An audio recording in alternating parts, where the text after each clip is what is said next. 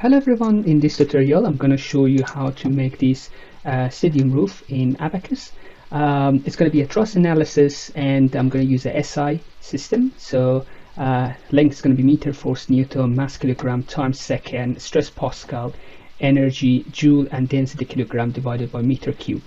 The maximum height that we have is 12 meter, and so what I'm going to do in Abacus, I'll go to part and I can select from here create part, or from here right click and create part, so it doesn't really matter which one you want to use. So from here create part, from the top I'm going to change the name to Truss, keep this one as 3D deformable. I'll change this one to wire.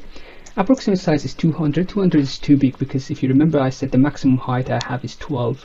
So if I select probably 24 or 25, that would be a good size to have all my geometry inside that the sketch area. So click on continue. And another thing I want to check is basically a distance between this line to this line.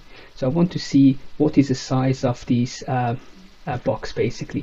So if I click on a sketch for option, in here what I want this one to be 0.5. So if yours is not 0.5, change this one to be 0.5. And the reason is that that would help me to draw this sketch much easier, because if you look at this one, I have 2.5 here, I have 2.5 at the top here, I have 5 here. So it's better to have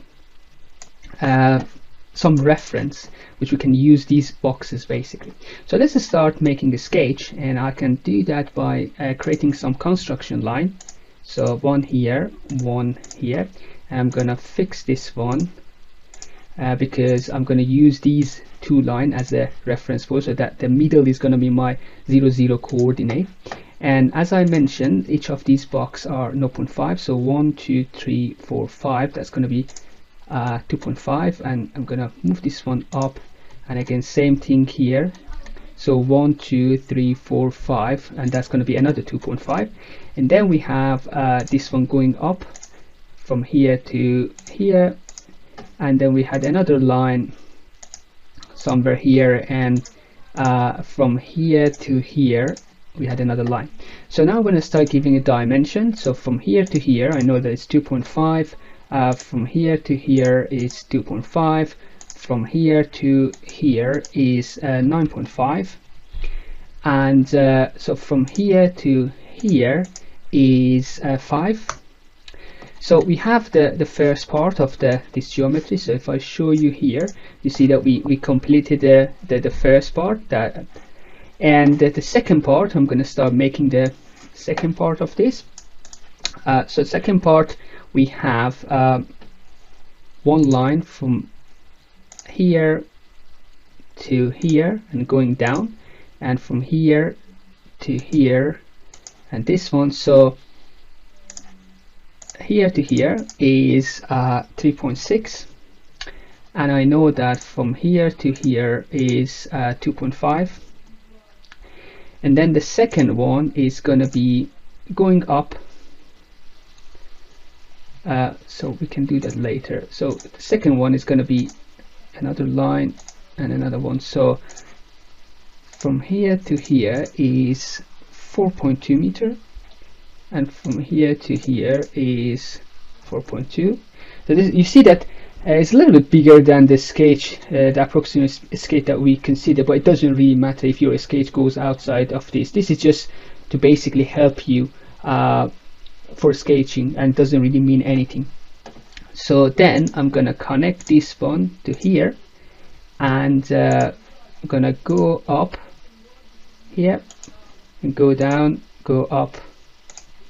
So that's going to be our sketch. So if I show you the sketch that I have here, if I can open this one, so you see that is it's similar to what we have here. So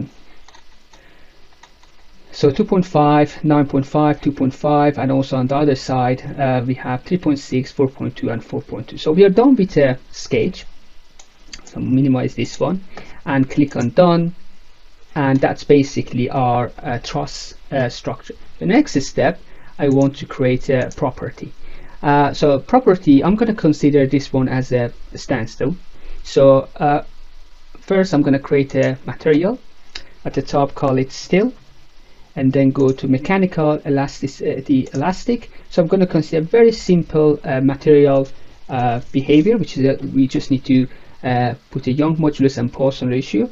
And remember, we are using a meter unit system, so it's a SI and meter. That means that anything that we're going to put here, it should be a Pascal, because the stress that we had, the stress value that we basically had, it was basically here the stress is, where's the stress? Yeah, is Pascal.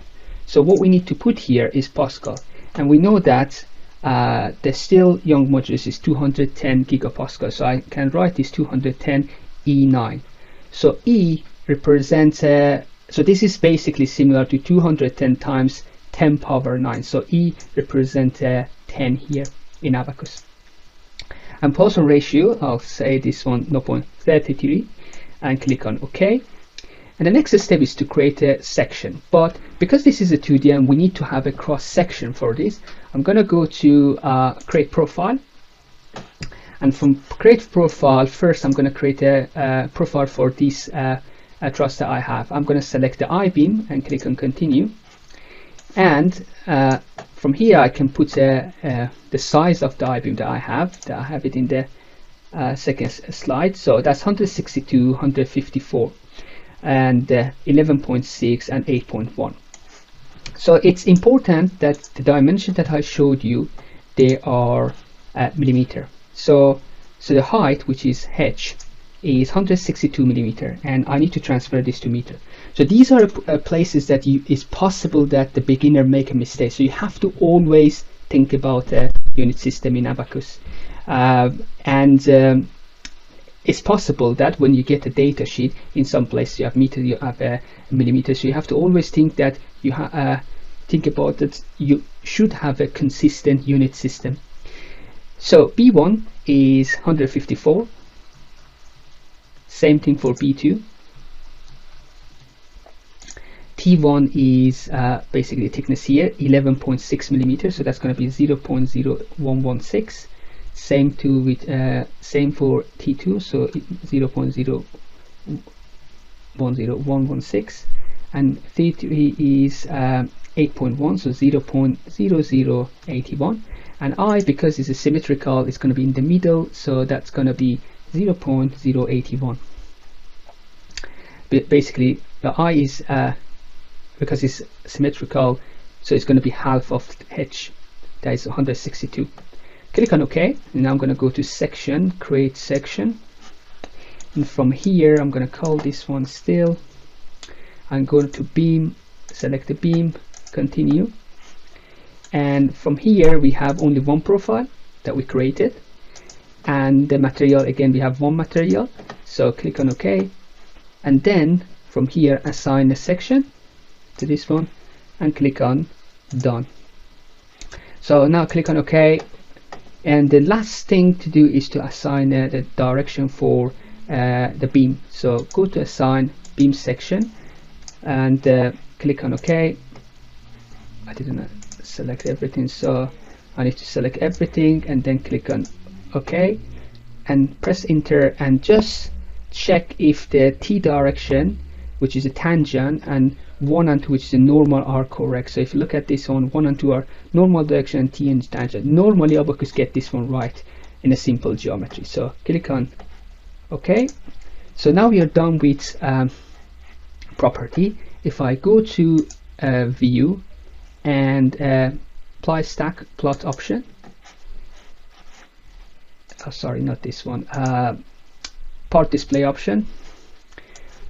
From here, if I go to render beam and click on apply, if I zoom in, you'll see that I can see the I-beam structure, that cross section that I just created.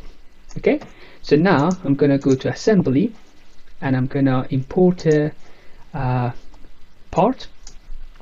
So the part can be imported as a dependent or independent. Because it's a single part, doesn't really matter. I'm going to import it as a dependent mesh on a part and click on OK. We have only a single part, so there's nothing else to do in assembly. The next step is create a step. So create a step, a static, continue. We can turn the nonlinear on, but because we only have just Young modulus and Poisson ratio, that's not going to really change your result, because you're not going to go to a failure mode. And then here I'm going to increase the number of the increment to 10,000. Again, you don't need that many number, but I think I suggest you to always keep this number high, so the software won't stop due to a lack of number of increment. The increment size, again, because we don't have any failure criteria, we keep this one small, 0.1, and the minimum 1 times 10 power minus 15, and this one 1. So if you want to know about this section more, you have to go back to my previous videos, that in the basic section I explain each of these module section properly. These are just examples, so I'm going to just show you what value you need to put there. So if you want more information, you can always refer to those videos to understand each individual section. Click on OK. Then we go to interaction. We don't really need to do anything here, because we basically have a single part, and normal interaction is useful when you want to have like a assembly type, or you have more than one part. And then we go to load. So if you look at the load that we have in our model, so what's happening here, so we have a roller here, so it's fixed in Y direction and Z direction, but it can move to left and right. So that's basically a movement is a load to X direction. And also at the top we have 4.5, 9, 9, and 9. So I'm gonna apply these ones to this truss. So go here, click on create boundary condition, and go to displacement. And what I can do, I can go to initial displacement, continue, and make this one 0 and this one. So what I'm going to do, I'm going to allow a rotation or movement in X direction, but not in Z direction. So click on OK. So now this truss is only allowed to move to left and right. Now I'm going to apply force to the top. So from force, again, create a load. We cannot create any load in initial, obviously, because nothing's happening at initial. In a step 1, I'm going to apply concentrated force, and select this point here, click on done, and this one is going to be 0, this one 0, and so again another point about the unit system. So here we have 4.5 kilonewton, but if you look at the SI, force is always in newtons, so you have to transfer this to newton. So what I'm going to write here is minus 4,500. Click on OK, and the other 3 is going to have 9,000. So I'm going to select this one, and this one. Click on done, and this is going to be 0, 0, and this is going to be minus 9,000. Click on OK. So now I am done with the load and boundary condition. I think, yeah, we have boundary condition forces. So next step is to apply a mesh. So because I selected dependent, so I can apply mesh in assembly, I have to go to part, and in order to see the mesh, I'll just deactivate this render, so I would be able to see the line when I want to apply a mesh. So click on seed, select all of these, click on done, and let's make this one 1. So 1 is a little bit coarse, so I can go for 0.5, but it really depends on the software that you're using. So if you're using a educational abacus, I think that you cannot have more than 800 nodes. So try to reduce the number of the mesh if you get a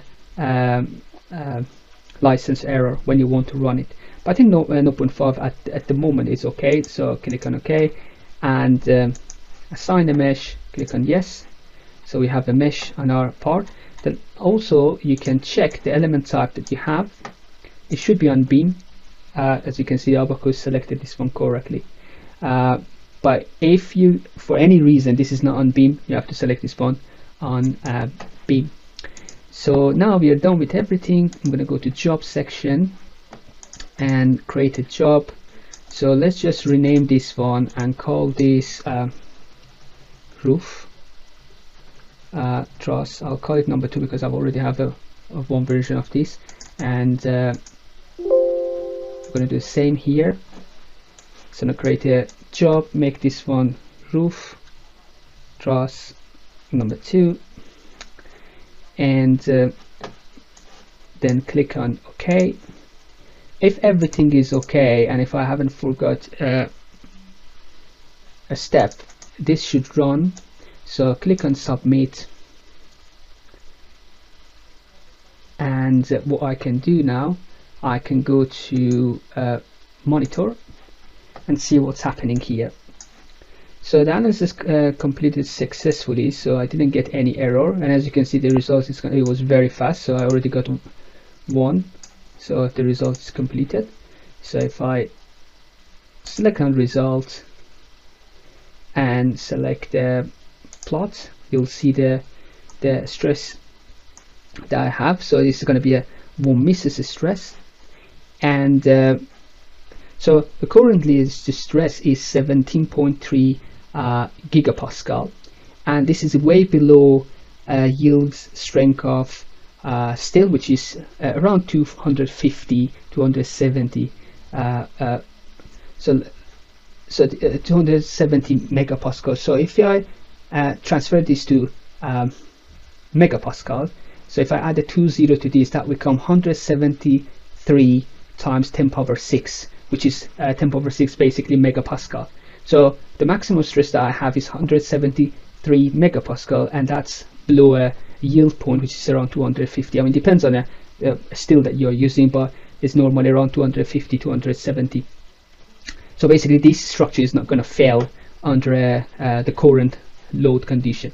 And also we can go to displacement from here, and as you can see, obviously the maximum displacement is in the corner here, and the displacement, if we apply this one, is 0.16 so the unit is meter, so 0.16 meter.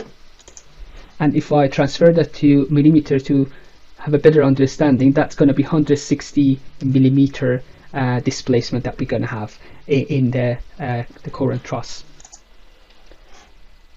Also, we can animate basically the formation. So if I click on this one, you see that how the formation will happen. And if I go here, I can basically say that if the deformation is going to be uniform or non-uniform. So I can change this one. I said exaggerated by 3 times. So you see that I can actually see a larger deformation, but this is just basically you exaggerate the deformation. And so sometimes if you have a very small deformation, you might not be able to see the deformation because it's very small. So here is a place that you come and increase this value to basically exaggerate the deformation for just a better visualization of the stress. That's not gonna, this value is not basically affecting your result at all. So let's put it back on auto, click on apply, click on OK. And then also we have, if I go to stress value here, so as you can see here, I have 1 misses. I can use a maximum principle, and I can have, this is a normal stress, as you can see. What we can also do, we can also plot stress on the line, on the path. So in order to do that, what you basically need is a path. So I'm gonna right click on here, create, select a node, click on continue, and I'm going to add before. I'm going to select this one, and I'm going to select this path, click on done. So this is, if I click on OK, that's going to be path number 2. And if I go here, create, and if I go on a path, click on continue, and select the path number 2, you'll see that I have this line, And if you select include all the elements, so the software will select all the elements that between the first node and the last node that we selected basically. And if I plot this one, you'll see that the stress is quite close to 0, and it goes to the maximum value, which is like as clear as well here, is very small, and it increase to maximum at this point. This is a very powerful and useful tools that you're going to later see, especially in the next example, that it's going to be about a single lap job. So that's the end of this tutorial. I hope you enjoyed it, and I hope to see you in the next video. Thank you.